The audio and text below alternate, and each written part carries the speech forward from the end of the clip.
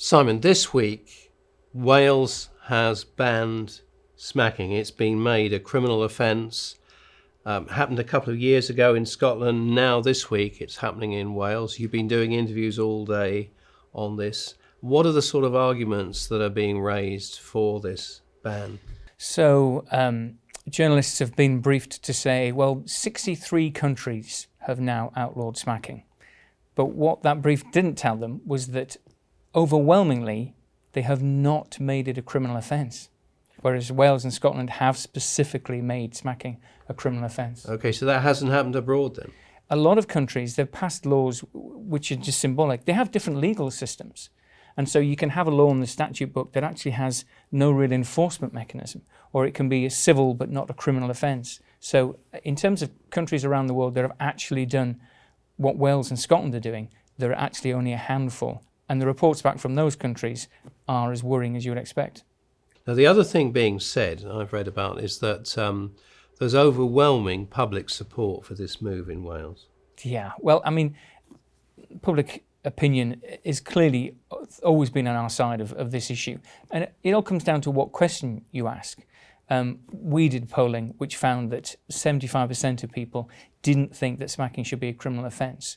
And that was actually pretty consistent as you looked at Scotland, as you looked at Wales, you would get similar kind of results. So that confirmed the validity of that polling. The Welsh Government has done its own polling, and it's pretty embarrassing for them that in 2019, 46% of people said they supported the Welsh Government's smacking ban. By 2020, the last year for which we have figures, it was only 38%. So after all of the spin that the Welsh Government has been engaging in these last few years, it still can only get 38% of people to support the ban, and that's fewer. So the longer the Welsh Government talks about banning smacking, the less people support it. But it's really concerning, isn't it, that now the decision is being taken out of the hands of parents and is now in the hands of the state. So you're going to get cases of people ringing 999. Is that what they advocate in Wales? I'm afraid so.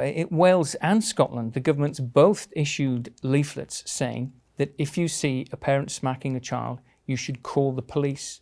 Expressly did that. That's true. You know that if you criminalise something, it's a matter for the police. But what's so galling about that is for years, the Scottish and the Welsh governments denied that's what they were doing. I mean, they absolutely denied it, black was white. We've got on record the First Minister saying this isn't about criminalising parents, the First Minister of Wales. You've got children's ministers in Wales saying the same thing. And yet, once the law was on the statute book, and they had to issue real world guidance, well, of course they said that it's a matter for the police. And the guidance says a parent may get a criminal record. They denied that, but now they've had to admit it. And here's the interesting thing. Whatever people think about smacking, most people don't want it to be made a criminal offence. I just debated today a so-called parenting expert, and she was very anti-smacking. But when I pushed her, she didn't agree with making it a criminal offence. And that's the problem. You can have your views about smacking, but should you really want to criminalise parents who take a different view from you about it? Mm. Now, in England, the law is unchanged, and also in Northern Ireland. It's obviously much easier to change the law in some of these national parliaments, but the UK Parliament, it's a very different kettle of fish to try and change the law there. But now we can see that there will be an attempt to do so. The NSPCC is clearly right behind wanting to make smacking a criminal offence, and that's clear from everything they've said. It is concerning that there's really been a lack of balance in this whole thing. I mean, it seems the BBC is a really big cheerleader for this. Is that something that you found in all the interviews you've been doing? Yes, I mean, certainly in terms of the print media, a lot of the coverage is celebratory of what Wales and Scotland have done. And one thing that happens every 6 to 9 months, without fail, you'll see a slew of newspaper headlines that say, research proves that smacking is harmful and should be banned. You look at that research And of course, it doesn't say anything of the sort. Now, you do get activist academics, and they're entitled to their views, but activist academics who want smacking to be banned, and they kind of try and make a case for it. But when you actually look at the research, very often it does things like it mixes up child abuse with kind of a light parental smacking, a tap on the back of the hand. And they can be very selective in the use of their evidence. And actually, interestingly, the Welsh Government produced guidance where they admitted that there is no research proving that light, infrequent smacking, which is what we're talking about, is harmful to kids. They actually admit that. And yet the journalists keep on repeating this myth, and they've been doing it again today. And, as I say, it's one thing to have a view on this, but you have to tell the truth. And I don't think that people are always telling the truth. Yeah. Do you think there will be a real battle in the Westminster Parliament over the law in England? So far the Westminster government has been pretty firm that it doesn't intend to introduce legislation to criminalise parental smacking. You do get individual government ministers who say things that are, frankly, pretty insulting to good parents who do smack.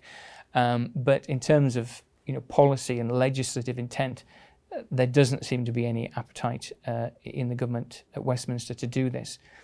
And yes, you mentioned the passage of the legislation in Scotland and in Wales, and the fact that they have a unicameral system. There's only one chamber of their parliament, and so that just makes for less scrutiny. I don't wish to offend anybody who's a supporter of the Scottish and Welsh parliaments, but that's just a factual observation. Whereas at Westminster, you have the Lords and the Commons, and they can take different views on things, and it can just lead to more scrutiny. There are lots and lots of problems with the Westminster Parliament, but you do at least have that. Just not that long ago, several months ago, there was a backbench amendment in the House of Lords which attempted to criminalise smacking in England. It wasn't a serious attempt. The movers of the amendment withdrew it. They never pushed it to a vote. But I think they were shocked at the strength of the reaction. You had several peers late at night who stayed back to stand up and oppose criminalising smacking very strongly and in a very clear and intelligent and well-informed way. So I think there will be a strong body of opinion at Westminster in the Lords that would not want smacking criminalised. Yeah. One of the things that struck me is that parents are increasingly reluctant to get medical help for their children in case they are blamed for the accident that has happened. You hear stories of parents being reluctant to take their child to A&E because of the allegation might be made that they've smacked their child, or the injury that they've sustained has been caused by them.